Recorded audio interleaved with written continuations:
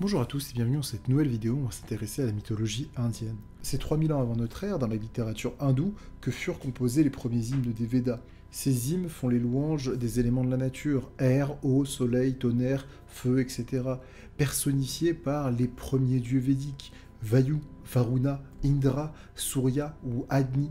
La partie la plus ancienne des Védas, la Rig Veda, remonterait à environ moins 1800 à moins 1500 avant Jésus-Christ. Et la rédaction va se poursuivre ensuite jusqu'au 15e siècle de notre ère avec les derniers textes sacrés que l'on nomme les Puranas. Il n'y a néanmoins pas de récit linéaire de la création comme celui d'Hésiode pour les dieux grecs, et pas de biographie unifiée et cohérente des dieux dans ces textes qui sont en fait des recueils d'hymnes, de réflexions philosophiques ou encore de conseils de vie.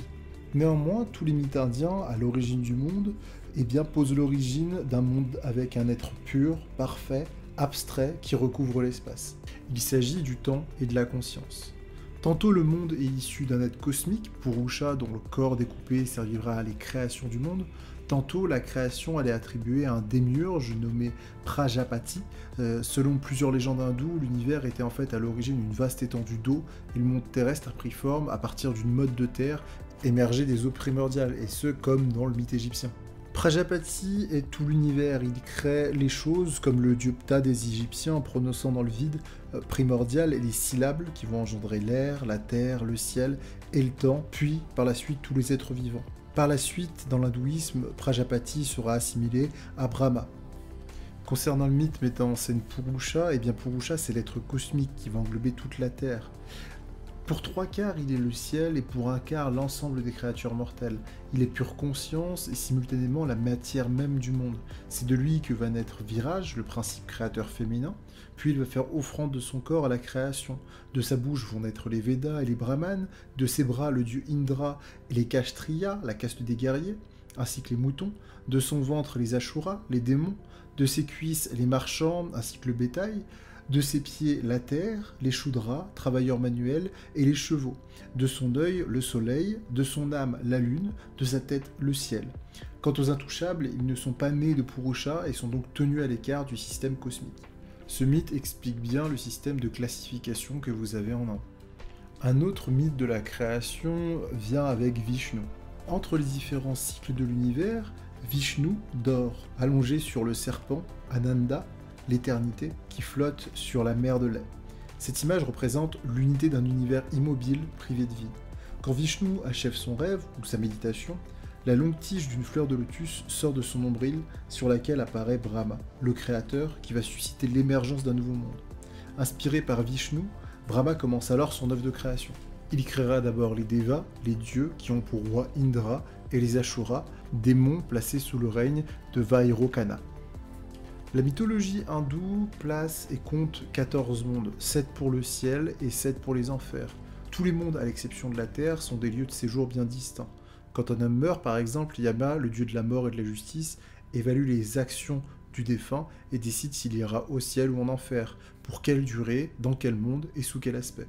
À la fin, en quittant les mondes intermédiaires, l'âme se réincarnera sur Terre. Ce n'est qu'à l'issue d'une vie sur Terre que l'âme peut atteindre le salut suprême, c'est-à-dire se libérer du cycle éternel des renaissances. Tous les mondes supérieurs, à l'exception de la Terre, sont peuplés d'êtres divins, appelés Suras, sous-divisés en Deva, Danava, Gandharva, Yarshka, etc., qui peuvent circuler librement entre les différents mondes. Le terme de Naraka, quant à lui, désigne les mondes inférieurs. Il ne s'agit pas de l'enfer au sens occidental du terme, mais d'un lieu d'expiation où l'âme est purifiée par la souffrance. C'est dans ces mondes, comme je dis plus tôt, que Yama envoie les âmes mortelles pour qu'elles y subissent un châtiment approprié. Par exemple, dans certains mondes, le défunt peut être harcelé par des corbeaux, dans d'autres, obligé de manger des pains brûlants. Les châtiments sont divers et variés en fonction que vous ayez menti, pillé une ville, tué une vache ou tué un brahman. Concernant les dieux, j'ai dit qu'il existait plusieurs récits, mais ce qu'il faut surtout retenir, c'est qu'il est impossible de les grouper de façon claire et systématique. Les dieux védiques étant au nombre de 33, je vais essayer de vous parler de certains, mais on ne pourra pas forcément tous les voir malheureusement. La Trimurti, Brahma, Vishnu, Shiva. La Trimurti est formée de ces trois grands dieux, qui représentent chacun un aspect d'un seul être divin. Brahma crée le monde et représente son unité fondamentale, l'absolu cosmique. Vishnu, créateur solaire, la conserve, et Shiva peut la détruire ou hâter son renouvellement. Mais ce rôle de destructeur est occasionnel et principalement hérité de la divinité védique dont il est issu. Rudra Vishnu, est descendu 9 fois sur Terre sous différentes formes. Lorsqu'il vient sur Terre, il revêt différentes formes appelées avatars ou incarnations. Chacun de ces avatars correspond à une intervention bienfaisante auprès des hommes ou à un combat contre des démons. Vishnu agit toujours en gardien de l'ordre du monde. Vishnu est représenté principalement avec 4 bras, ses attributs sont innombrables et on ne peut pas tous les énumérer. Dans sa représentation la plus fréquente, il porte dans une de ses 4 mains des objets symbolisant sa toute-puissance et sa domination du monde. Dans sa main droite basse, il tient la conque, symbole de la notion d'existence individuelle pure. C'est de là d'où est issu le principe des 5 éléments.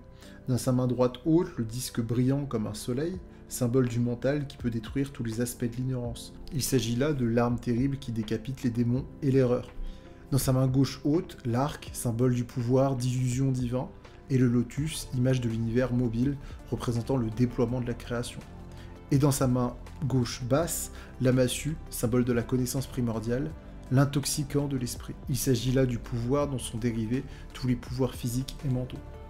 La couleur de Vishnu en général est le bleu, et sa monture est l'aigle Garuda, qui représente les mots magiques du Veda capables de transporter l'homme d'un monde à l'autre à la vitesse de la lumière.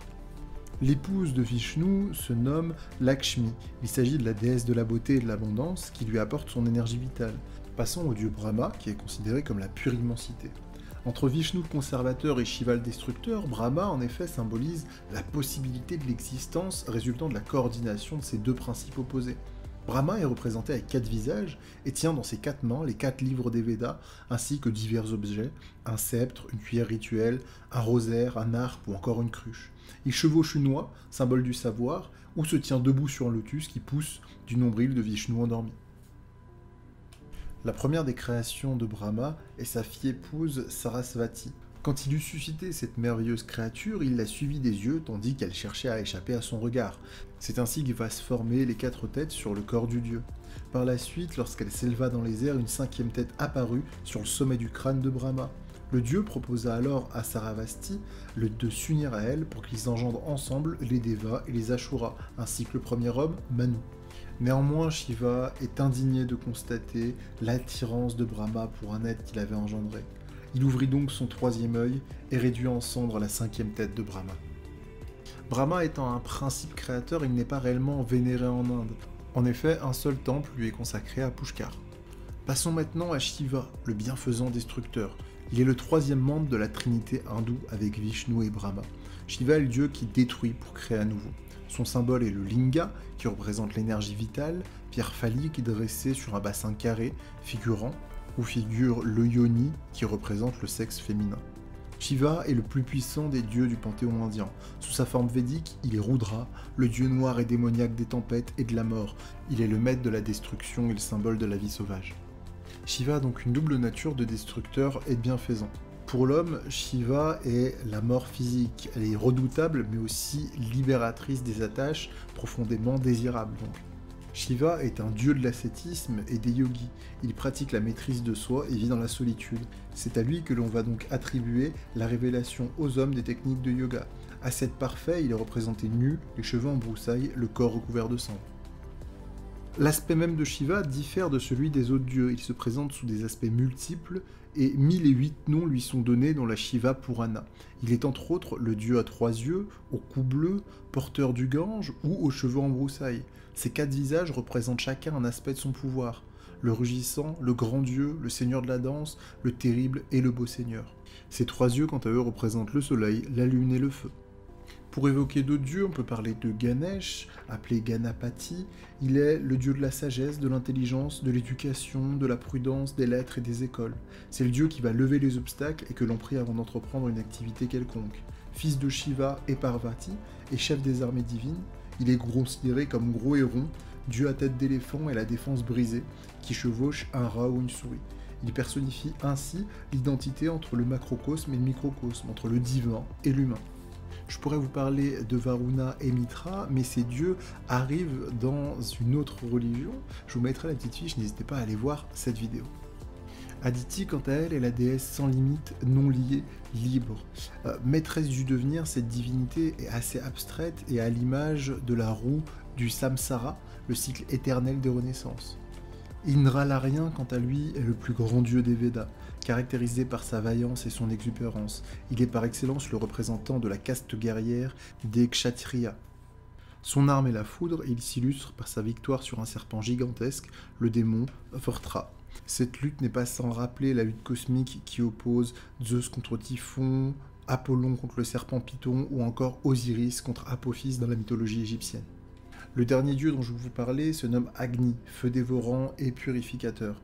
Et le dieu du feu, Agni, est le soleil et l'éclair qui déchire les nuages, mais aussi le protecteur des hommes, à qui il est utile tant sur le plan de la survie que celui de la communication avec les autres dieux. Hôte du foyer qu'il protège, présent dans tout ce qu'il brûle, les hommes lui doivent la chaleur, l'éclairage, les aliments cuits, et enfin la purification, si nécessaire à leur vie physique et spirituelle.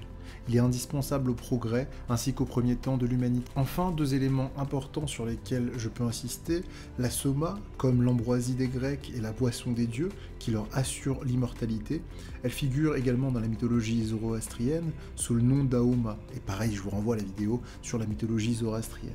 Voilà, c'est tout pour moi, j'espère que cette vidéo vous a plu. Comme d'habitude, n'hésitez pas à mettre un petit pouce bleu, à vous abonner si ce n'est pas déjà fait. Si la mythologie vous intéresse, n'hésitez pas à regarder les autres vidéos, elles sont toutes dans la même playlist, donc n'hésitez pas à aller fureter dans les playlists dans la chaîne. Merci d'avoir regardé, prenez soin de vous. Si vous avez des questions, c'est en commentaire. À la prochaine, c'était Malicus. Ciao, ciao.